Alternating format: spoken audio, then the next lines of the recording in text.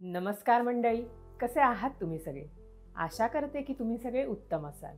तुमच्या घरात पण नक्कीच कोणी ना कोणी रात्री झोपेत जाम घोरत असेल किंवा तुम्ही स्वतः रात्री झोपेत खूप घोरता म्हणून तुमचा पार्टनर तुमच्यावर जाम वैतागला असेल आणि तुमची खिल्ली उडवून मजा घेत असेल तर व्हिडिओ शेवटपर्यंत नक्की बघा आणि तुमच्या घोरणाऱ्या मित्रमैत्रिणींसोबत नक्की शेअर करा, जेणेकरून या व्हिडिओमुळे त्यांना एक चांगला उपाय मिळेल त्यांचं घोरणं कमी करण्यासाठी. मी doctor Pooja, founder of doctor Pooja's homeopathy clinic, Kothrud, Pune.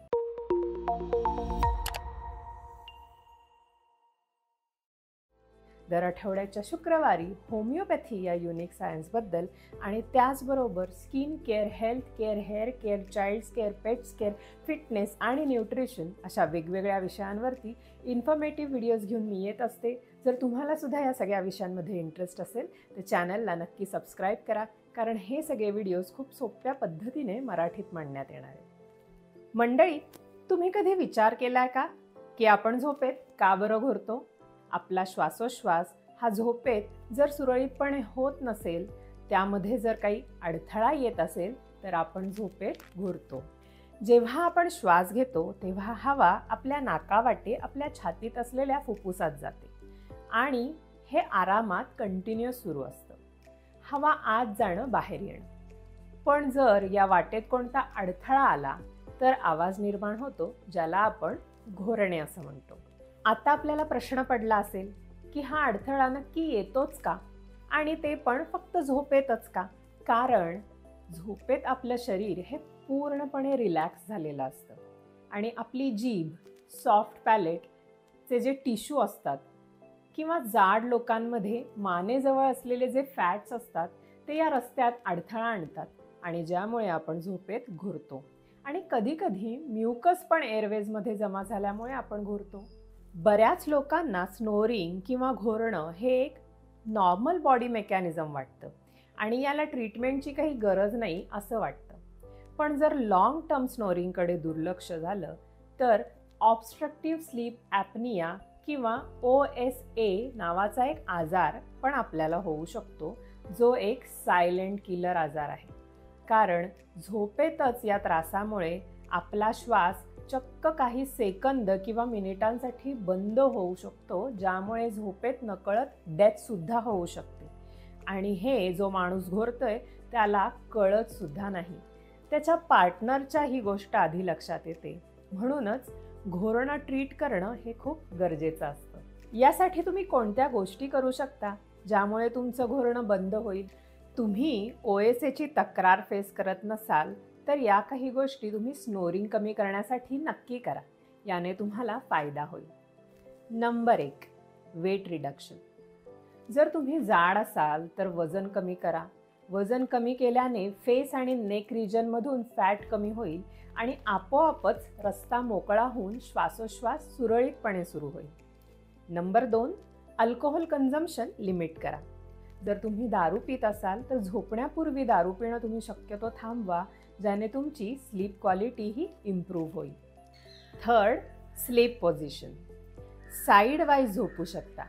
पाठीवर सरळ झोपण्याऐवजी एका कुशीवर झोपा, कारण पाठीवर सरळ झोपल्याने आपली जीभ ही मागे पडते, त्यामुळे रस्ता ब्लॉक होऊन आपण जास्त घोरतो. म्हणून एका कुशीवरती झोपणं प्रेफर करा.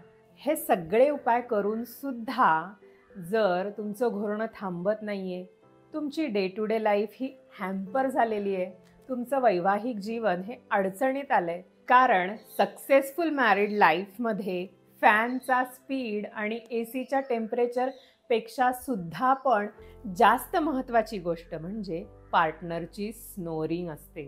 कारण पार्टनरची घोरण्याची सवय ही फक्त पार्टनरलाच अनॉय करत नाही तर तुम्हाला सुद्धा यामुळे हेल्थ हजार्ड होतात. म्हणून वेळीच यावर उपचार घेणं महत्त्वाचं आहे. Who is prone to snoring?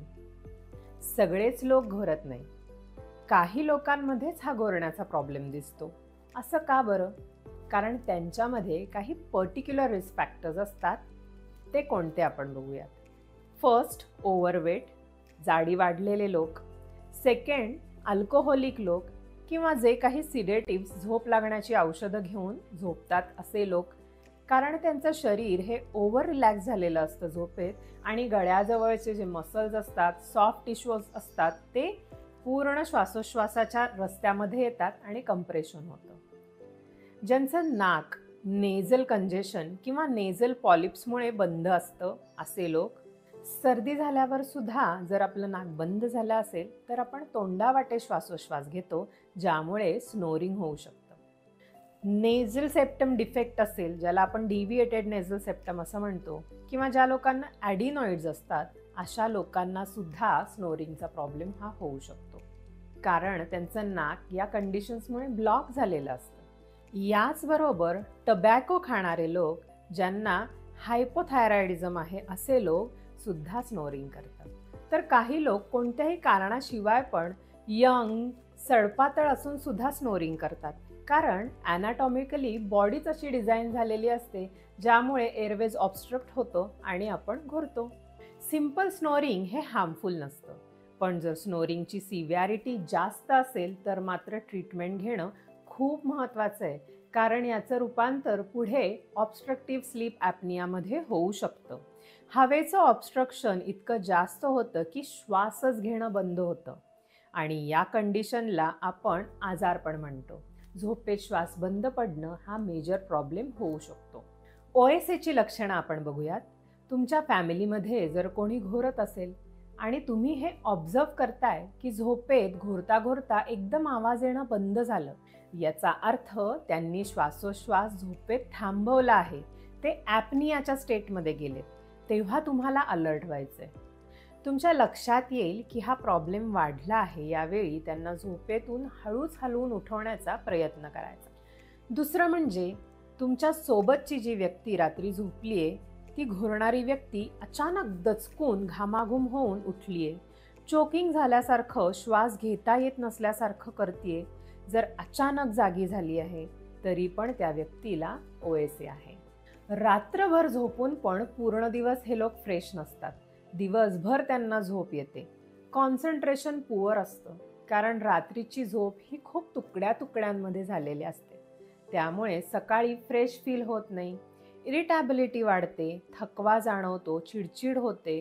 हा पण OSAचा सिम्पटम असू शकतो, कारण रात्रीची झोप ही डीप स्लीप असणं खूप इम्पॉर्टंट आहे. याचे साईड इफेक्ट्स म्हणजे कोलेस्ट्रॉल, BP, डायबिटीस होणे, लाईफस्टाईलशी रिलेटेड होणाऱ्या सगळ्या आजार याच्याशी संबंधित असतात, कारण झोप ही खूप महत्त्वाची असते.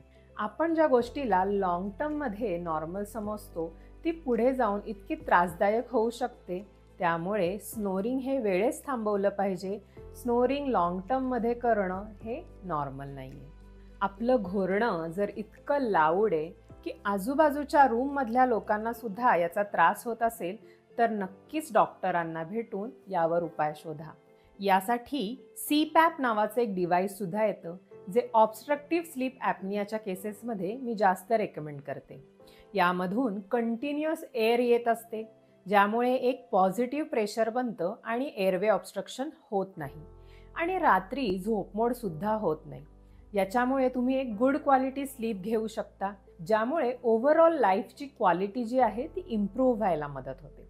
पण हे डिव्हाइस हे डॉक्टरांच्या सल्ल्याने वापरलं गेलं पाहिजे, कारण ओव्हरऑल स्लीप सायकल्सचा स्टडी केला जातो आणि किती प्रेशरने हे डिव्हाइस रात्रभर वापरलं गेलं पाहिजे याचा एक सेफ डोस हा डिसाईड केला जातो. आज मी तुम्हाला एकच असं खूप छान आणि सेफ औषध सांगणार आहे, जे स्नोरिंगसाठी मी माझ्या प्रॅक्टिसमध्ये सुद्धा खूप रेग्युलर बेसिसवरती वापरत आलेली आहे लॉंग टर्म्समध्ये.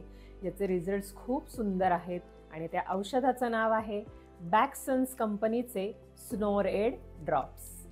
ह्या होमिओपॅथिक स्नोरएड ड्रॉप्समुळे झोपेत तुमचं ब्रीदिंग हे खूप चांगल्या प्रकारे राहतं आणि स्नोरिंग बंद होतं. खूप जास्त इफेक्टिव्ह हे होमिओपॅथिक औषध आहे. याचे रिझल्ट्स हे 100% पॉझिटिव्ह आहेत. अर्धा कप पाण्यात 10 ते 15 थेंब औषध टाकून तुम्ही हे सकाळी उपाशीपोटी आणि रात्री जेवणानंतर अर्ध्या तासाने किंवा झोपण्यापूर्वी तुम्ही हे साधारण अर्धा तास आधी औषध घेऊ शकता. साधारण 3 ते 4 महिने तुम्ही हे औषध कंटिन्यू वापरा, रिझल्ट्स नक्की येतील. या औषधाचा तुम्हाला फायदा झाला की नाही हे मला कमेंट्समध्ये नक्की कळवा. याचे कोणत्याही प्रकारचे साईड इफेक्ट्स अजिबात नाही आहे. हे खूप वापरायला सोपं आणि सेफ औषध आहे, त्यामुळे नक्की वापरून बघा. व्हिडिओ जर आवडला असेल आणि इन्फॉर्मेटिव्ह वाटला असेल तर नक्की लाईक करा. भेटूया पुढच्या व्हिडिओमध्ये. नमस्कार.